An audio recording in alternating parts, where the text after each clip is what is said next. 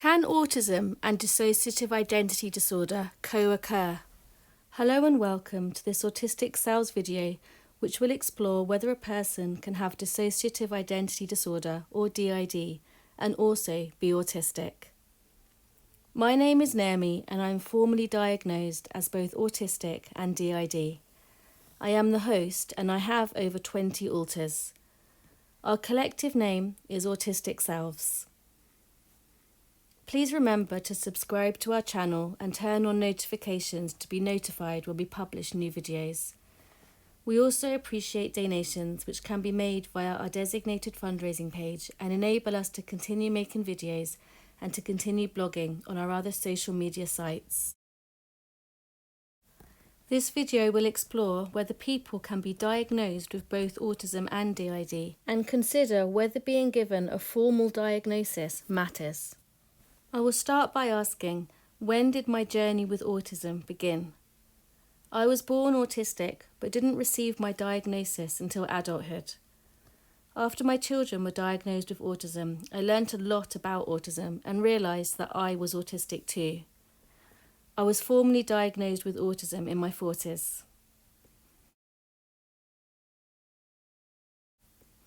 When did I realise I had DID? I first found out I had DID because my alters started talking to me. Eventually I discovered a whole system of alters that I hadn't known were there. It upset me to have alters and I wanted to be normal and the same as everyone else.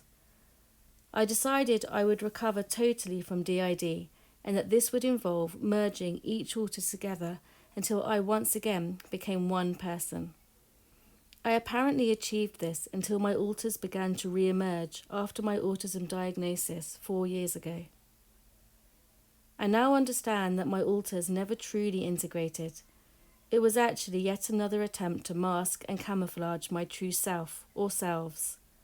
The desire to be normal, to fit in, to be the same as everyone else, is very deep in me. How was it decided that I am both autistic and DID? Could one or both of my diagnoses be misdiagnoses? When I was diagnosed as being autistic, I felt a huge feeling of relief. Relief that my problems with understanding other people, with fitting in, with coping with everyday life, could now be explained. That actually there wasn't anything wrong with me at all. It was just that my brain worked differently to the majority. It gave me permission to stop constantly trying to pretend to be what I could never truly be, neurotypical, and to instead focus on being the best me that I could be, an autistic person living in a mostly neurotypical world. My sense of relief didn't actually last very long, because soon afterwards my alters started to re-emerge. Perhaps this was because of the permission my autism diagnosis had given me to be my true self. My alters, who were all sitting silently inside me, observing and pretending not to exist, decided that if I now had permission to be real, then I had better fully embrace their existence too.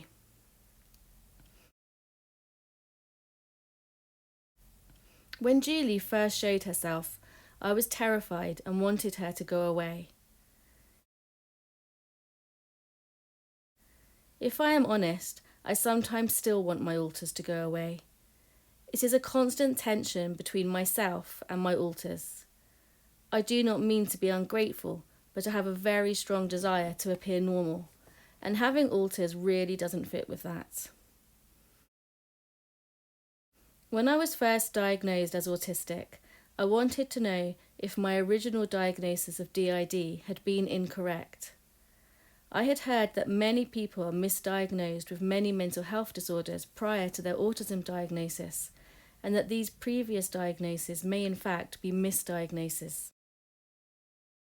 It was important for me to know the truth, and fortunately my local NHS trust agreed to fund a further assessment of my DID at a specialist centre to see if I had DID in addition to autism, or if I actually didn't have DID and had never had DID. It is now so obvious to me that I do have DID and have always had it, that I struggle to understand how this could even have been something I needed an answer to. It has been confirmed that I have both DID and autism, and that the original diagnosis of DID was also correct. Is an early diagnosis of autism and/or DID important? Early diagnosis of my autism and the support and understanding this should bring may have helped me to grow up without the need to create alters. I unconsciously create alters as a coping strategy to cope with a life I cannot understand and do not naturally fit into. An early diagnosis of autism may have helped me to avoid many of the mental health issues I have developed through feeling that I am not good enough as I am. For me, it would have been hard for others to have noticed I had DID and to diagnose this. My alters worked very hard at keeping this aspect of myself hidden. They could only ever have been discovered when they chose to be. When they apparently integrated only to re-emerge a decade later, they would have chosen to remain hidden. That said, the sooner a person can receive an accurate diagnosis, the better. Why was I not diagnosed as autistic until I was 42 years old? Over the decades, understanding and awareness of autism has improved.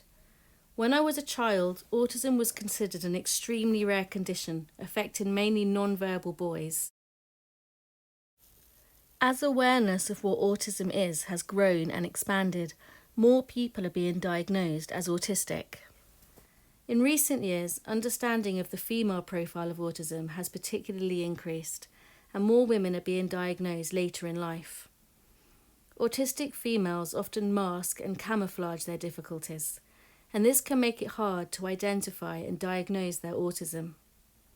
Although it is most probably the case that the majority of people fitting the female profile of autism identify as being female, I also know of many males who fit this profile. I prefer to think of it as masked or unmasked autism, rather than linking it to a person's gender. How was I diagnosed as autistic? I was diagnosed as autistic aged 42 by a specialist speech and language therapist and by a forensic psychiatrist. They took a detailed case history and asked my mother extensive questions about my early childhood.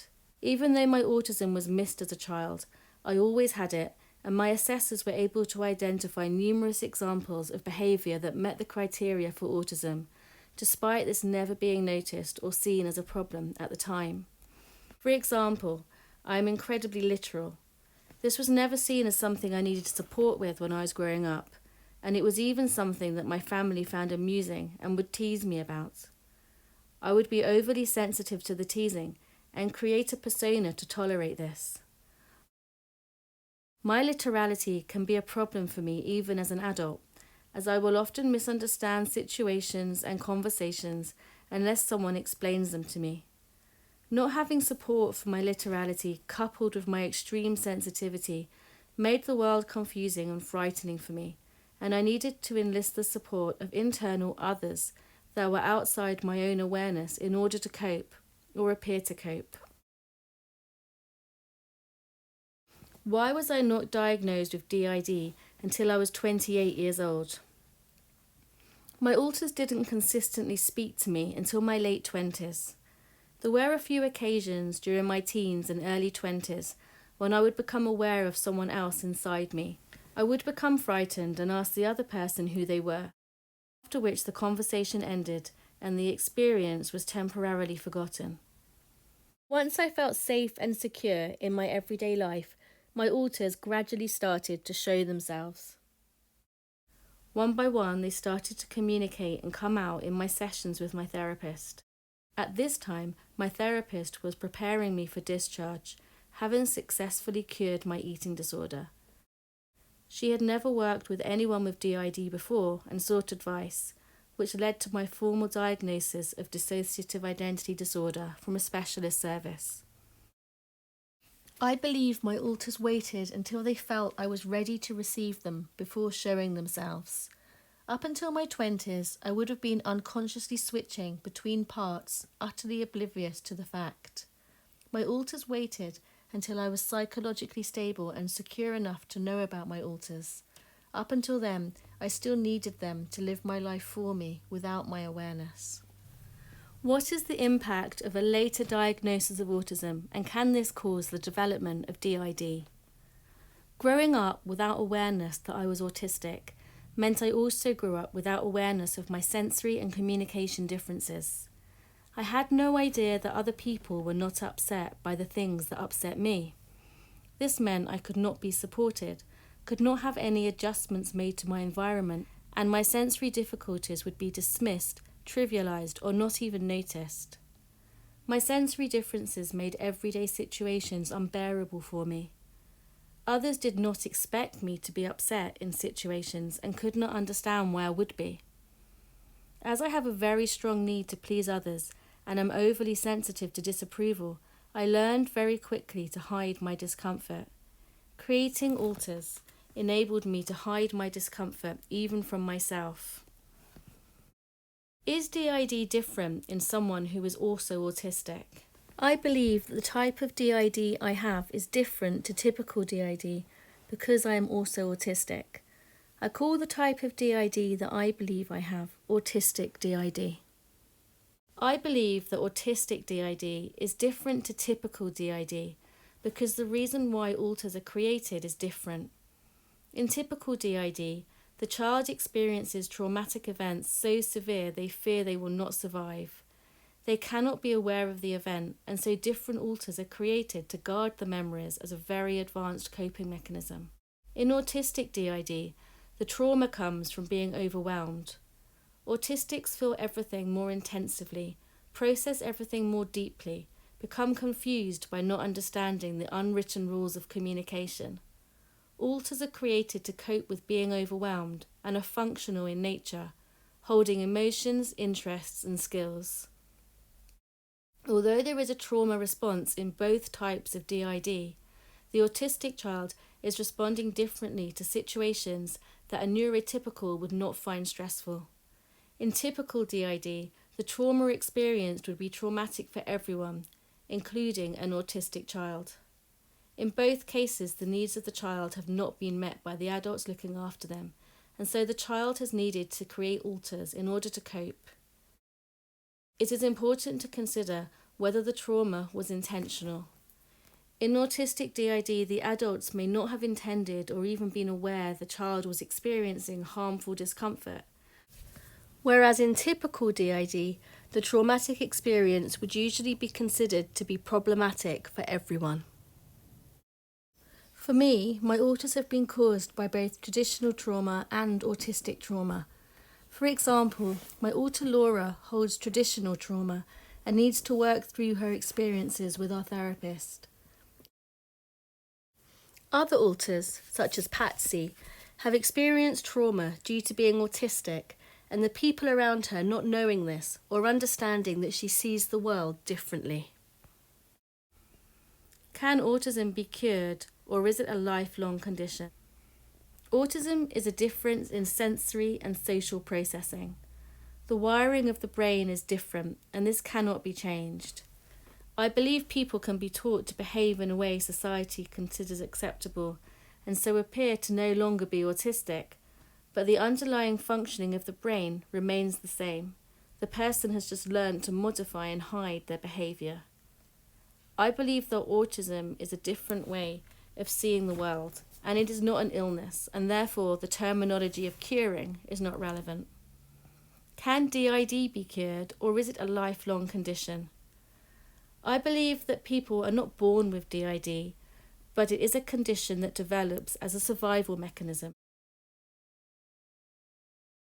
When I integrated all my alters when I was in my 30s, I did so because I believed this would cure me of DID. Possibly some people are able to integrate and so cure themselves of DID, but for me, rather than truly integrating, my alters just appeared to hide and become dormant. This is not a cure, and I believe I will remain DID for the rest of my life. As with autism, I do not see DID as an illness, but rather a different way of being. Acceptance of the alters and increasing understanding of people with DID would seem to me to be more relevant than discussing curing DID.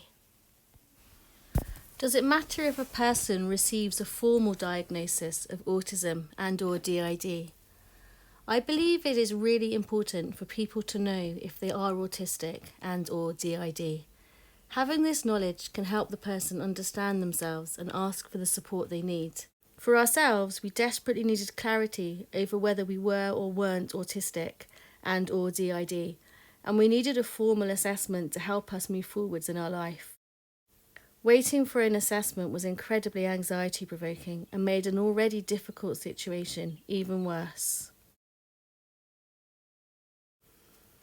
Thank you for watching this Autistic Selves video, which explores whether a person can be both autistic and DID. Thank you for your support, Naomi and everyone at Autistic Selves.